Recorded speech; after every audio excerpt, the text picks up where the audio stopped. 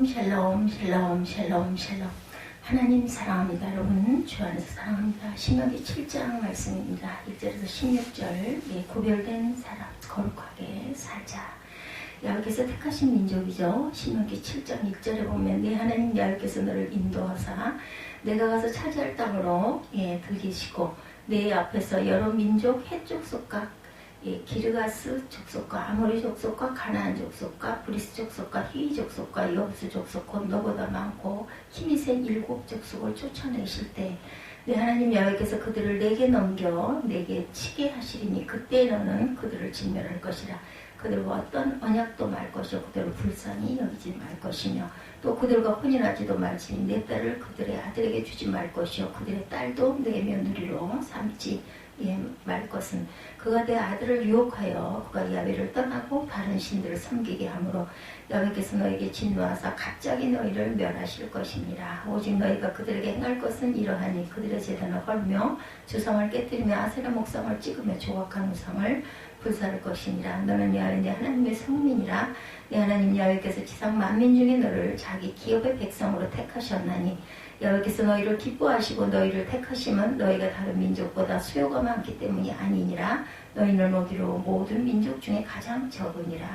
여호와께서 다만 너희를 사랑하심으로 말미암아 또는 너희의 조상들에게 하신 맹세를 지키게 하려 하심으로 말미암아 자기의 권능의 손으로 너를 인도하여 내시되 너희를 그 종되었던 집에서 애국왕 바로의 손에서 속량하셨나니 그런즉 너는 알라 오직 내 하나님 야훼는 하나님이시요 신실하신 하나님이시라. 그를 사랑하고 그의 계명을 지키는 자에게는 참때까지 그의 언약을 이행하시며 인애를 베푸시되 그를 미워하는 자에게는 당장에 보응하여 명하시나니 여호와는 자기를 미워하는 자에게 지체하지 아니하시고 당장에 그에게 보응하시느니라.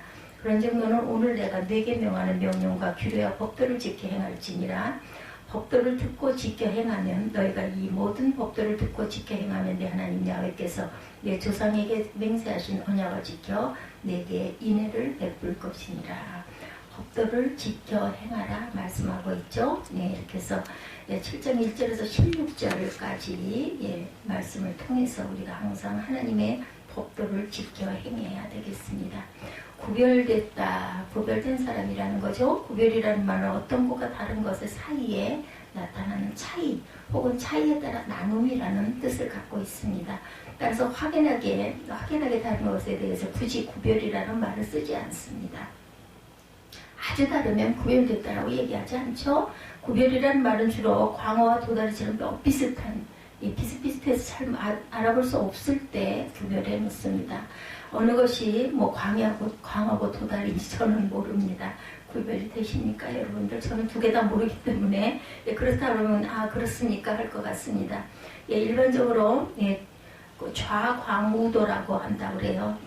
방향에서 눈이 내가 보는 방에서 왼쪽으로 향한 것이 광어고 눈이 오른쪽으로 향한 것이 도다리라고 하네요. 그런데 이 광어와 도다리보다 더 구별이 안 되는 것이 서양 사람들이 보는 동양 사람들이라고 하네요. 우리들이랍니다. 박근혜 대통령이 콜롬비아, 페루, 칠레, 브라질 등 중남미 4개국을 순방하고 있을 때 일어난 일이라고 하네요. 에피소드인데 이 나라는 대부분 스페인어를 사용하고 인종은 백인과 인디오의 혼혈, 백인과 흑인의 혼혈, 인디오와 흑인의 혼혈 그리고 스페인을 비롯한 유럽 출신 백인들의 후손들이었다고 합니다. 그런데 대통령이 중남미 순방에 맞춰 한 인터넷 칼럼니스트는 중남미인들이 한국인, 일본인, 중국인을 어떻게 구분하는가 하는 재미있는 글을 올렸답니다. 그들이 한중일을 구별하는 방법은 먼저 중국인의 경우는 3개국 중 머리가 가장 크다고 그러네요. 중국인들이. 얼굴은 둥근편이고 코는 마치 눌러놓은 것처럼 넓고 두툼하고 입이 넓고 입술은 크며 두툼하다. 중국인들은 다 크네요. 그죠? 얼굴, 머리, 눈, 코, 입도 다 크다는 거죠. 그리고 중국인의 피부색이 가장 누런 색깔이라고 합니다.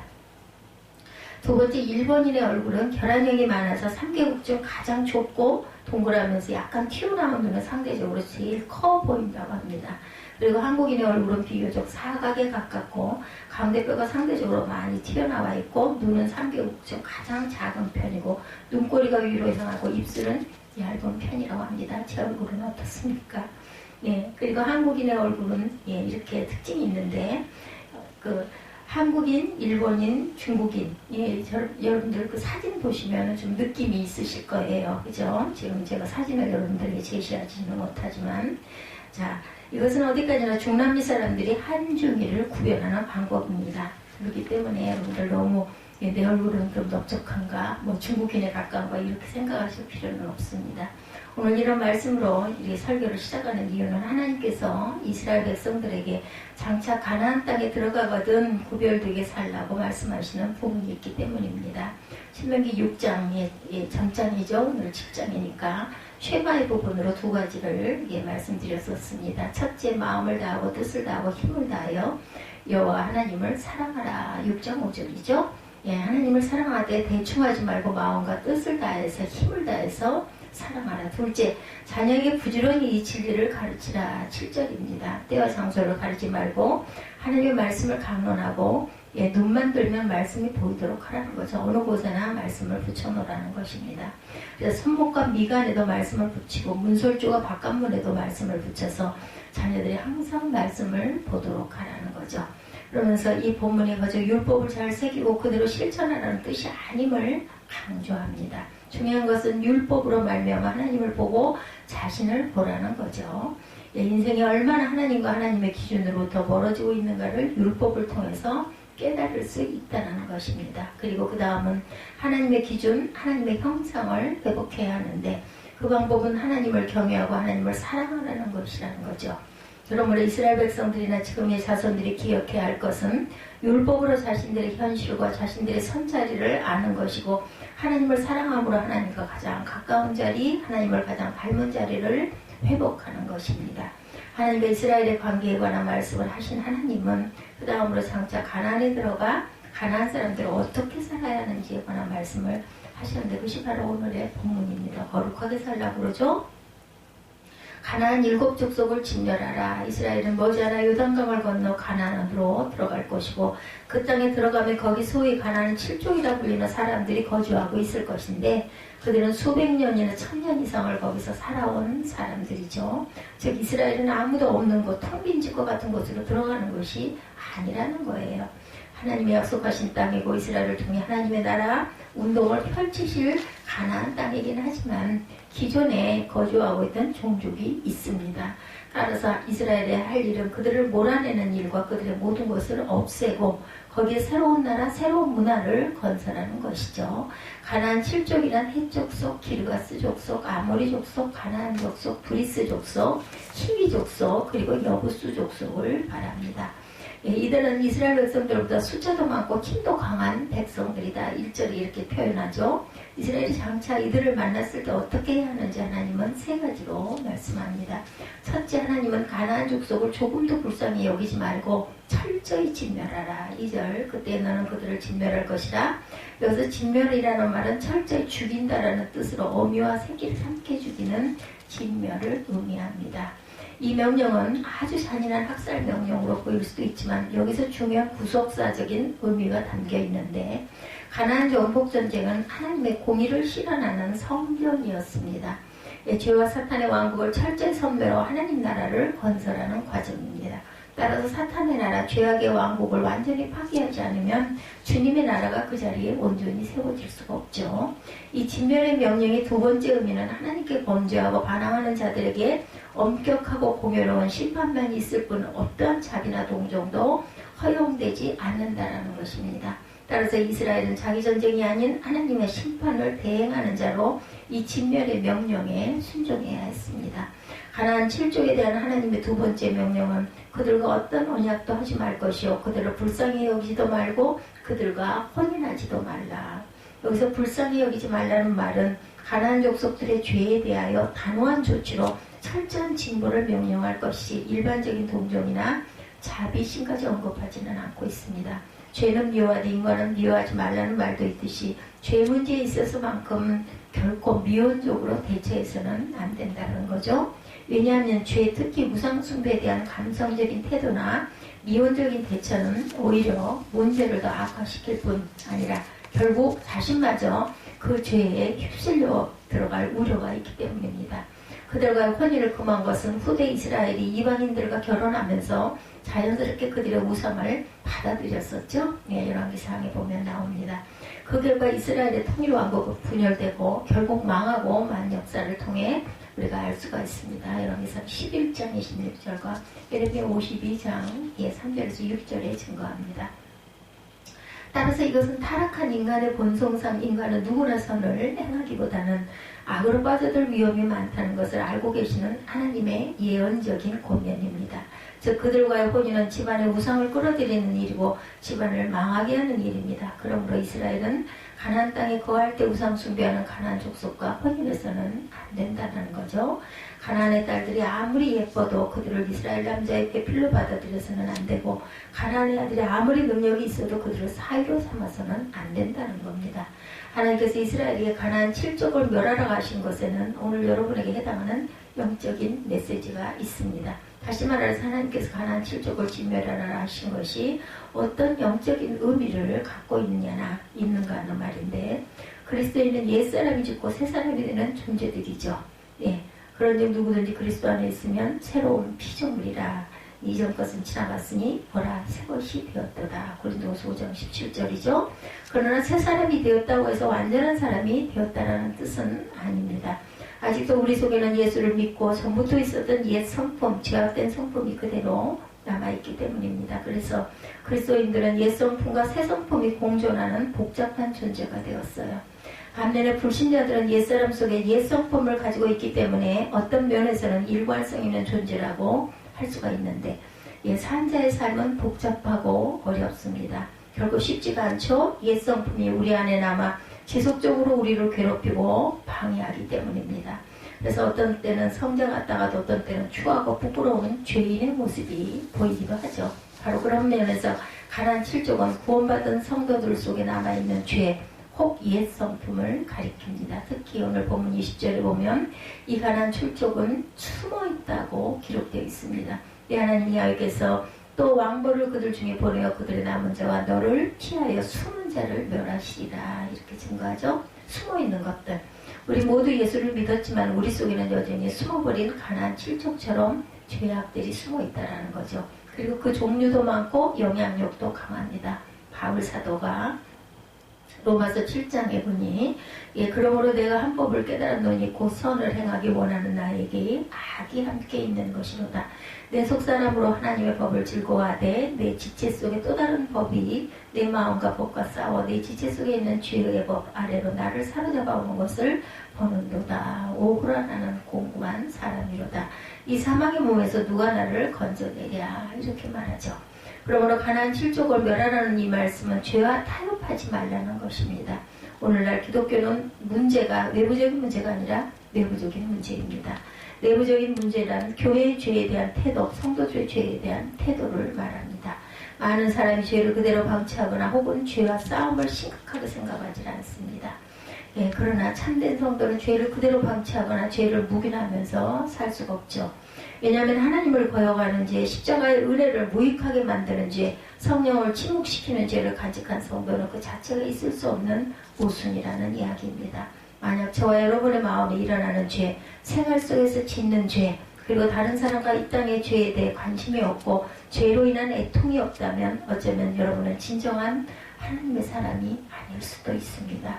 거룩한 하나님의 백성은 죄를 용납할 수 없는 사람이기 때문입니다. 왜 그렇게 해야 될까요? 오늘 본문의 두 번째 내용이 바로 이것을 말씀합니다. 즉 하나님께서는 가나안 7족을 멸하라 하신 것에는 이스라엘이 누구냐 하는 것과 직접적인 연관이 있는데, 본문에 따르면 이스라엘은 네 가지 특징을 가지고 있죠. 첫째, 이스라엘은 성민, 홀리 피플, 성민이라는 말이죠. 6절에 너는 내 야훼 내 하나님의 성민이라.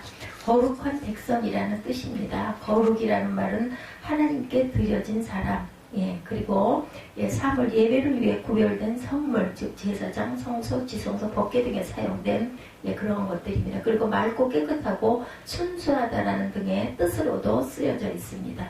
더없이 맑은 것, 불순물 없이 깨끗한 것이 거룩이라는 말이죠. 또 사람의 순수하고 정직하고 진실한 내면을 거룩이라고 합니다. 그런가 하면 거룩은 상호간에 닮았다는 뜻으로 하나님을 닮은 성도의 모습을 뜻하기도 합니다. 결국 거룩이라는 말은 성스러운 구별이라는 뜻을 갖고 있습니다. 이스라엘은 하나님께 따로 구별하신 성도들, 백성들입니다. 자, 마찬가지로 하나님께서 거룩하게 구별하신 저와 여러분이라는 거죠. 그러므로 이스라엘이나 여러분은 세상 사람들과 똑같이 살아서는 안 됩니다. 두 번째로 이스라엘은 택함받은 백성이라고 얘기하죠. 예, chosen people의 선민이라고 말합니다. 네, 하나님 여호와께서 지상 만민 중에 너를 자기 기업의 백성으로 택하셨나니 하나님은 수가 많거나 능력이 많거나 어떤 조건이 좋아서 이스라엘을 선택하지 않았다. 다만 하나님께서 그들을 기뻐하셨기 때문이라고 말씀하죠. 무조건적인 선택입니다. 예, 여러분도 마찬가지죠. 어떤 조건이 있어서 택함을 받았다면 그 조건을 잃었을 때는 택함을 잃겠죠. 그러나 무조건적 선택이기 때문에 그 택함은 결코 변치 않습니다. 그러므로 이 놀라운 선택을 받은 자답게 살아가는 것이 지극히 당연한 일이다. 셋째로 이스라엘 백성들은 하나님의 사랑받은 백성, love people, 사랑받은 백성입니다. 8절에 보면 여호와께서 다만 너희를 사랑하심으로 인하여 하나님이 이스라엘을 택하신 이유는 이스라엘을 사랑하셨기 때문이다. 오직 하나님의 은혜죠. 그러므로 이 은혜 받은 자답게 사는 것이 거룩입니다. 네 번째, 이스라엘은 구원받은 백성이죠. serve the people. 제 발음이 좋지가 않더라도 이해해 주시기 바랍니다. 너희를 그 종되었던 집에서 애굽왕 바로의 손에서 속량하셨나니, 속량하셨다라는 말은 몸값을 받고 석방했다라는 뜻을 갖고 있습니다. 이것은 고대사회의 몸값을 받고 너희를 자유인으로 해방시키는 것을 뜻하죠. 그리고 성경에 이 말은 죄인을 대신하여 하나님께 드려지는 희생제물의 죽음으로 죄인이 살아나거나 자유하게 되는 것을 가리킵니다.